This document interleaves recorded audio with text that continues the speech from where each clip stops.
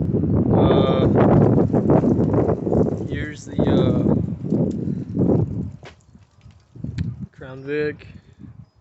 Still rocking the crappy red oxide primer paint job, but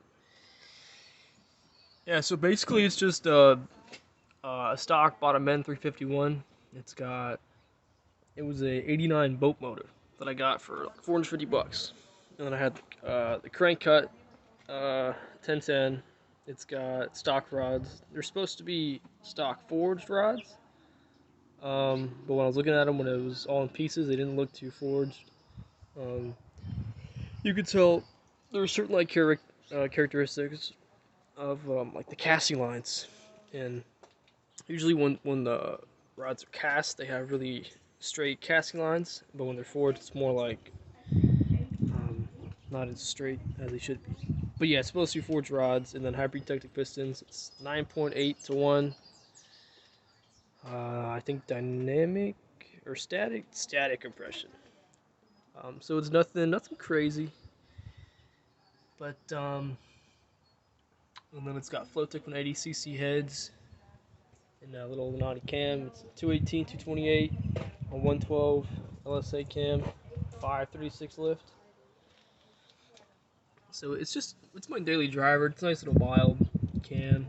Um, Nothing crazy again. And it's got an Edelbrock RPM air gap. I got the air gap because I didn't need to, but I wanted to get um, the air gap intake, or not air gap, but the RPM because I was having fuel issues previously with my Edelbrock Performer, just like the stock 4-barrel replacement, and it was going to lean on a few cylinders, so I was stepping up to a turbo and thought might as well get a new intake for the higher up power band. So I got the air gap because it just looks cooler.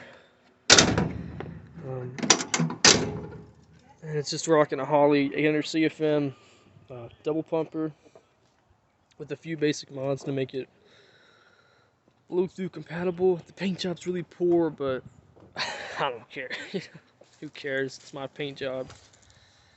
Um, Ignore that. I was fixing a section of the roof one day, and I painted it black, tried to convince myself to paint the whole car black, but I gave up, and I don't really care about it. But then it's got a cheap little GT45 2-bay turbo.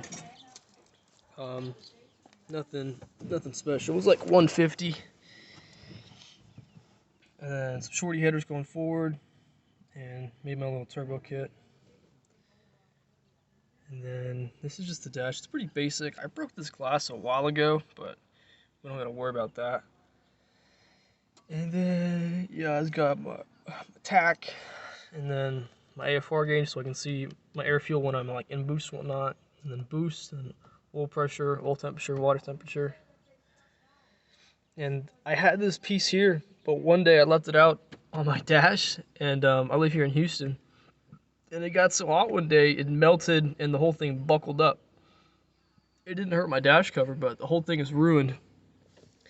And I've been trying to find them on eBay. So you sometimes see them pop up, but they're like $100 a pop, and I don't really want to pay that for a little, you know, dash bezel. So I might.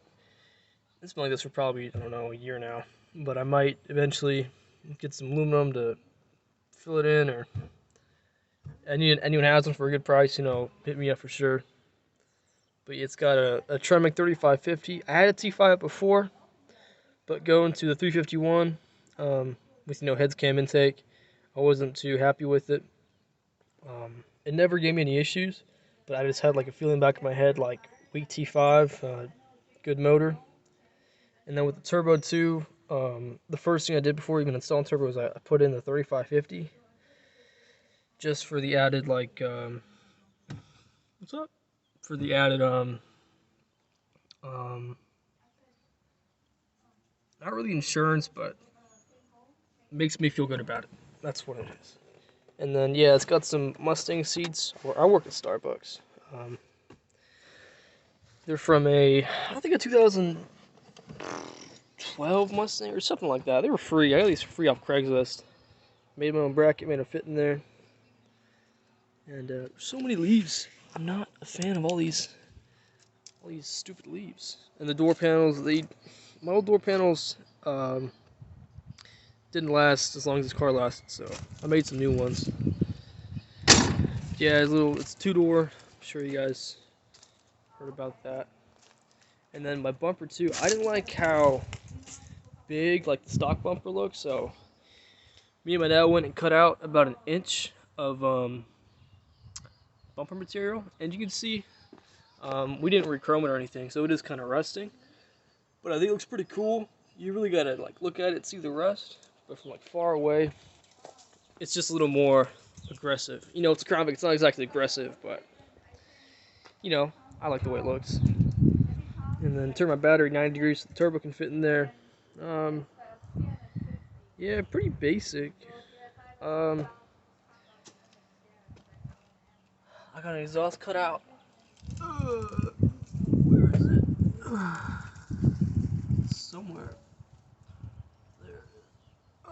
Not gonna start it. I gotta make a new set of plug wires, but I might make a video later on if y'all want to hear it.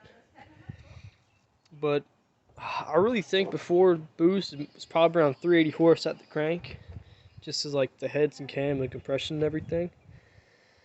And then I'm only running 7 psi of spring in my wastegate, so that's about, you know, half an atmosphere, whatever. But if we safely assume it makes 350 at the crank, which I definitely know it makes more than 350, this car, it wouldn't exactly run up on my dad's GTO, but he's got heads coming intake LS1, dynoed at 412 horse and 430 torque at the rear tires. They kept it pretty good. But you know, at 7 psi should be around, you know, at least high 400s to the wheel, if not in the 5s. But a cheap little turbo Crown Vic.